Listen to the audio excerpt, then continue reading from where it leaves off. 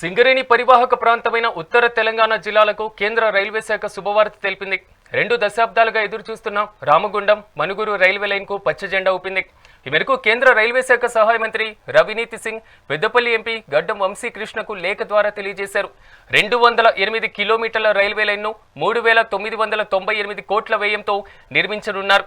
ఈ railway line నిర్మాణం ద్వారా పెద్దపల్లి, భూపాలపల్లి, ములుగు జిల్లా ప్రజలకు రైలు అందుబాటులోకి రానుంది.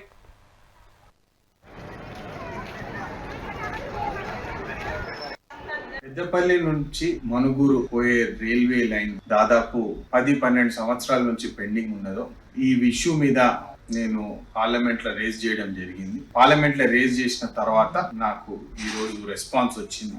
ఈ ప్రాజెక్టు ఏదైతే లాంగ్ పెండింగ్ ఉండేనో దానికి ఇన్ ప్రిన్సిపల్ అప్రూవల్ రావడం జరిగింది. డీటెయిల్ ప్రాజెక్ట్ రిపోర్ట్ కూడా తయారైంది. దాదాపు 4,000 కోట్లతోటి ఈ కొత్త రైల్వే లైన్ కన్స్ట్రక్షన్ స్టార్ట్ చేస్తామని చెప్పి నాకు రెస్పాన్స్ రావడం జరిగింది.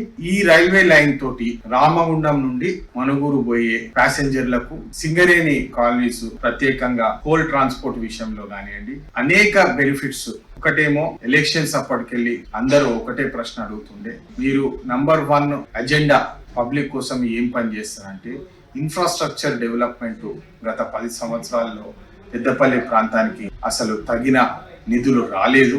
ఈ infrastructure development point of view వెనుకబడిపోయినాం. మనము మొదటిగా దీని మీద పని చేస్తామని చెప్పి అప్పుడు మేము హామీ ఇవ్వడం జరిగింది. దాని ప్రకారం పెద్దపల్లి ప్రాంతంలో రామగుండం మళ్ళీ మంచిర్యాల ప్రాంతంలో రైల్వే లైన్స్, రైల్వే కనెక్టివిటీ